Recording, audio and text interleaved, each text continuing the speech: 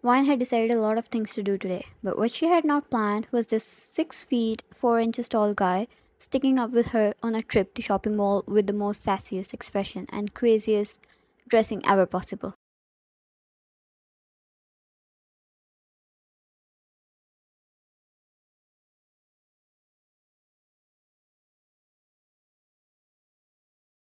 Wine, God, Vic, you've already bought 8 pair of socks from 4 different sales.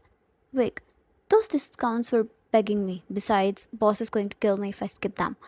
Wine, Jungkook is not like that. He always goes for the most expensive things.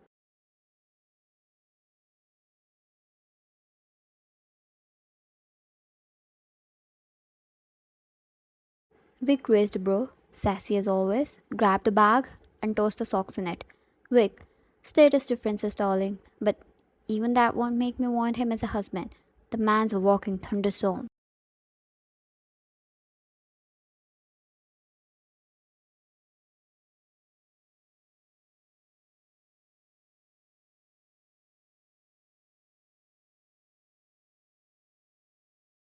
Vic was a god, one of a kind, extremely sassy, but he was just an amazing fighter. His godly instincts, crazy fighter build, and years of experience on a battlefield made him reliable enough to be Vian's personal bodyguard.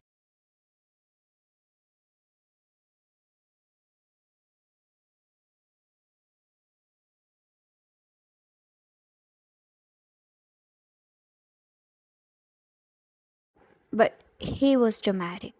His eyes would tear up at every little thing. Such as today, Wine came to shopping mall to buy something related to our baby to surprise her husband with her pregnancy. She would have just make him guess what was going on.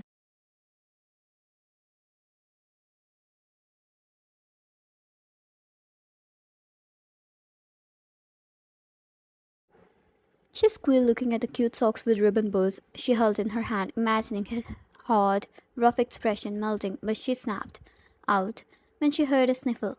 She exhaled, lazily took out another tissue and extended it towards Vic.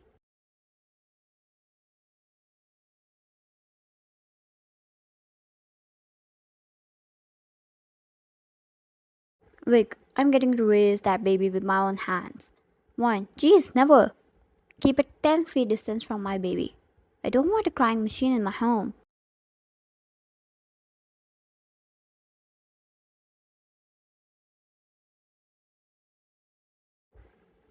Vic, Atta girl, you and your husband both are cruel. The baby needs. He stopped. Wine never took him light when his sassy expressions disappear in her turns full on serious mode.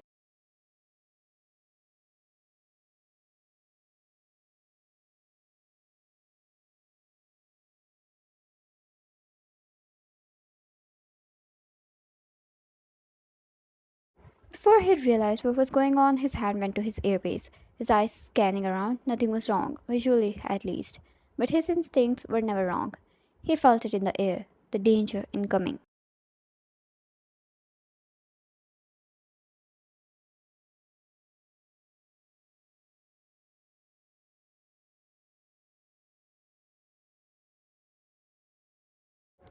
Vic was one person who could ring a warning alarm, gather troops of soldiers based on nothing but his intuition, and no one would question it once. When?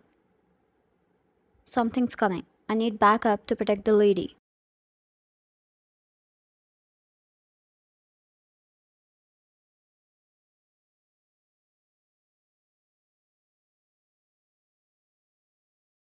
He said in his earpiece, grabbed Wine's wrist and started to drag her, but then he halted. Midway, Wine's heart started to pound, her eyes wide as Vic stumbled to his knees and then fell.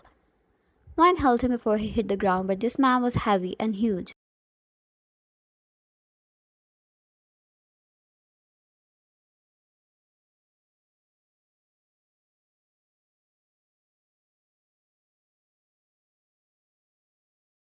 Wine, Vic, what's going on? He was turning pale, but he was still breathing. Wine saw a small dot against his neck. A tranquilizer? No, maybe something worse. A tranquilizer would never take down Vic. He was immune to it.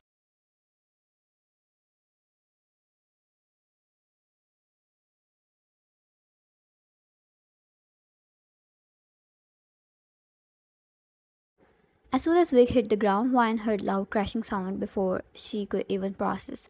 The sound startled her beyond belief. If Vic was down, something huge was coming. Something probably planned, greatly evil and disruptive.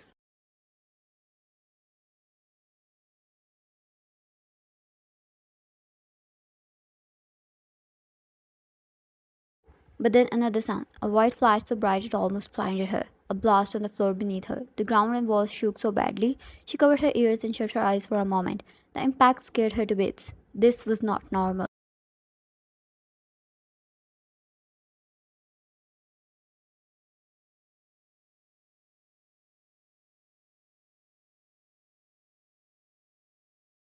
People screamed and started to run. Vine's body started to tremble as she shook Vic hardly. Vine, please wake up.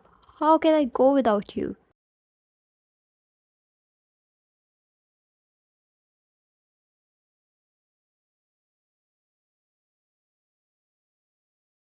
But immediately afterwards, there was another explosion, this time on the floor above her.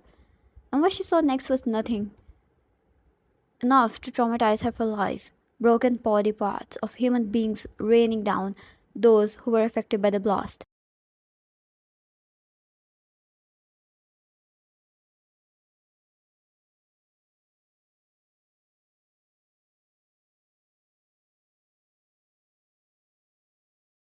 Vine screamed and fell back, her eyes wide and body cold. She pushed Vic's body under the nearby bench, somehow to keep him protected. It took her blood and sweat, yet there was no way she could have leave him just like that.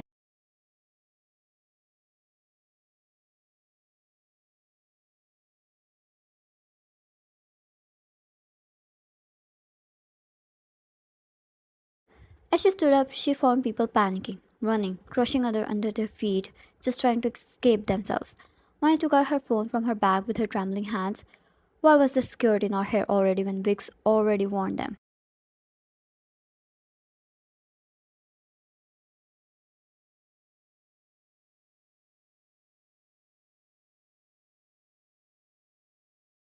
Gunshots, loud and piercing, like an invitation to hell. Wine covered her ears and dug down. The phone fell off her hands. It was a hell, the true depths of hell.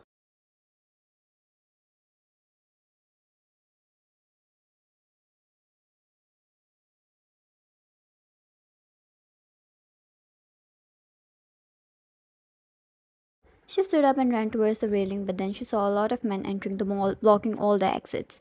They were clad in black gear, military combat, fully armed from head to toe. It was not a robbery, it was a terrorist attack.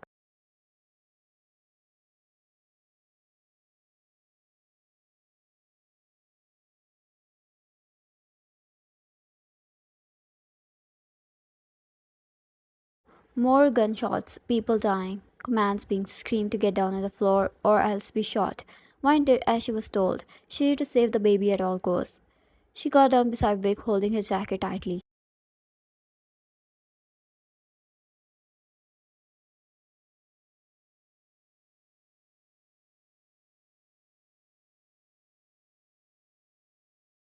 Until the situation calmed down, people had stopped screaming. The terrorists had fully taken control, and Vian, she was found in no time, dragged out and taken to the boss on the ground floor and thrown at his feet.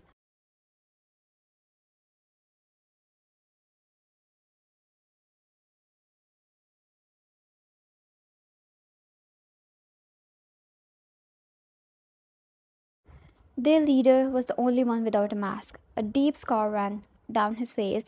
He didn't say a word to her, only smirked and raised his speaker in his hand. Outside, one could tell the whole area was surrounded by military already.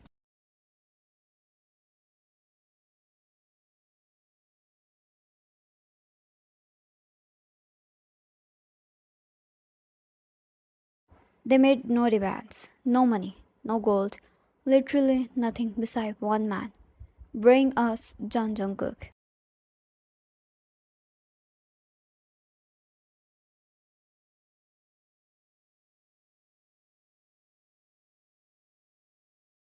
A whole hour passed by. The helicopters had been flying around the complex for some time now.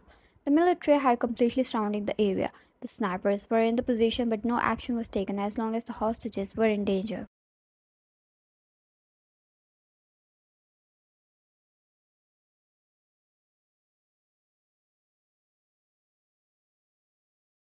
Jungkook was not inside, but strict orders had come from him to the government. No action must be taken until he said so.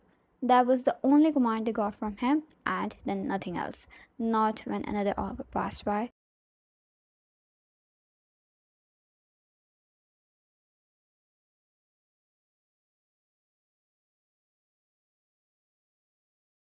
Wine had stopped trembling by now. As cruel as it was, she was getting used to the sight of broken bodies, blood, and guns. She also knew she was just a bait who will be discarded as soon as they got what they needed.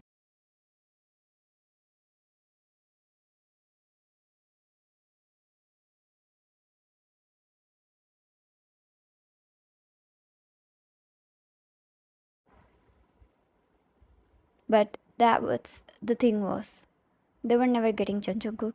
A bullet shot pierced through the walls of the silent mall. They looked around, none of their man shot.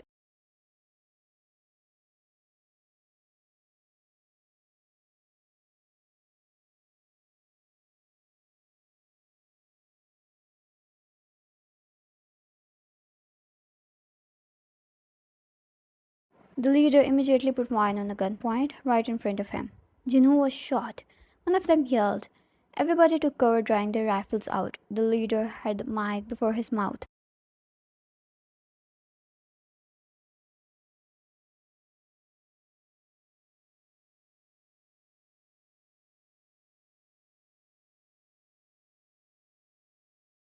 There was one time warning. You won't receive that again, John Jungkook.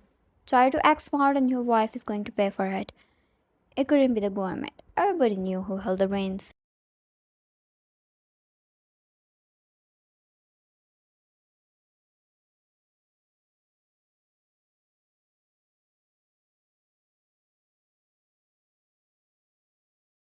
Silence, piercing silence. Every second passed by like an hour.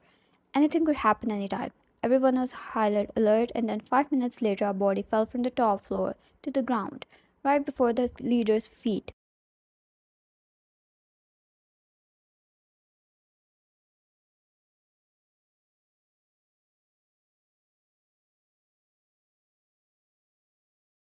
One of their another man, dead, filling the white marble tiles with his crimson blood. Wine had closed her eyes before his body hit the ground. They couldn't kill Wine, and Jungkook knew it well. She was their insurance.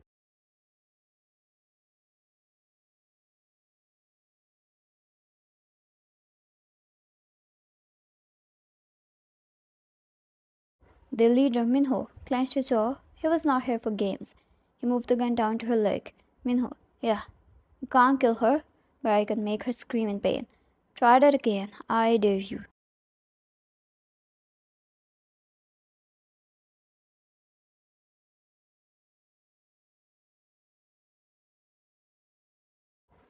He hardly got to finish the sentence when a dagger came flying and stuck in his hand, making him drop the weapon immediately. The rifles immediately shifted to Vine to kill her on the spot, but every single of them was shot before they could move.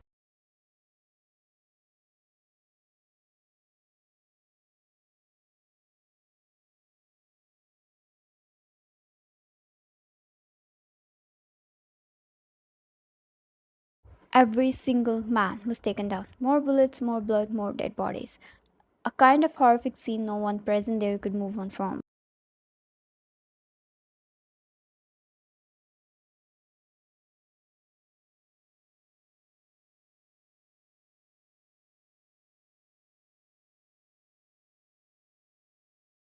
One immediately moved away from the leader, but a dagger in his hand was not going to affect the huge mercenary much. He recovered immediately and raised his hand to grab Wine again, but he was shot in the shoulder, then in the leg, then in the arm.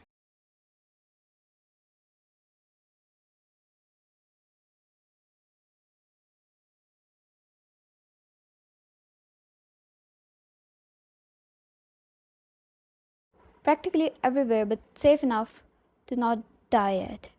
The glass ceiling crashed, the glass pieces falling down like stone rain. Men fell down like shadows attached to wires. Men wearing uniform Wine was so familiar with. They belonged to Jungkook.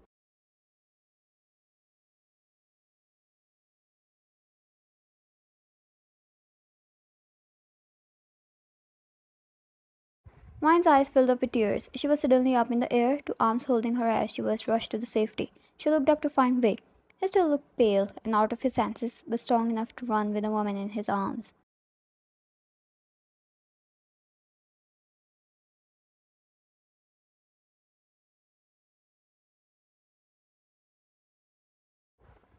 As the bullets and fists exchanged, Vic rushed to the entrance and placed the lady right before her husband, Jungkook, standing all in his glory without any armor, gear, only one dagger in his hand, dressed in black like a grim reaper at your doorstep.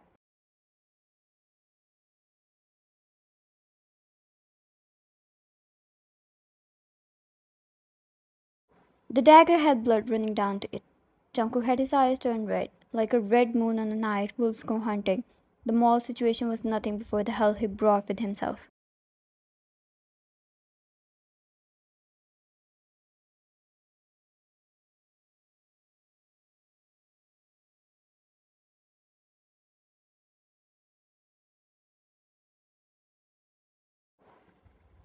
The dagger fell from his hand as he immediately fell on his knees before her and held her hands. She was not hurt physically, but the trauma in her eyes torn him from the inside.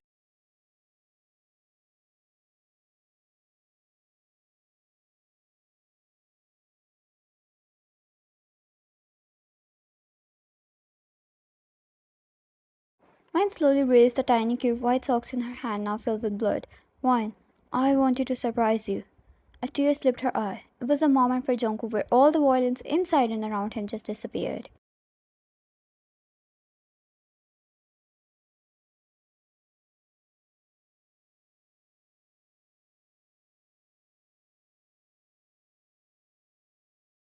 Surprise him? With socks of a baby. She was pregnant, with his baby. It took him time to process, some good minutes before he held her hand and brought them to his lips and kissed them with closed eyes.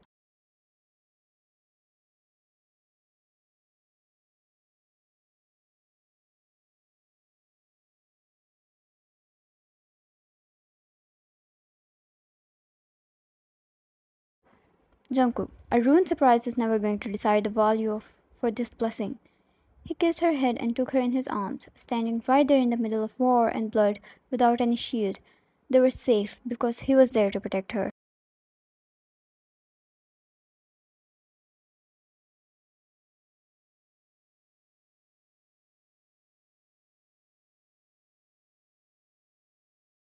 A man with the perfection of an assassin and movements like a ninja.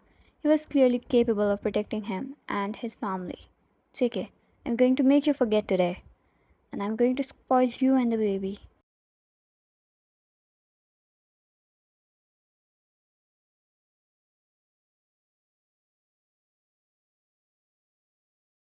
He kissed her head again, held her tightly in his arms, and replaced the tremors in her body with his warmth. In the middle of the war, he found a life to protect. In the return of several, a new life was to born. The hero of Jungkook, and nothing in this world could take that blessing away from him.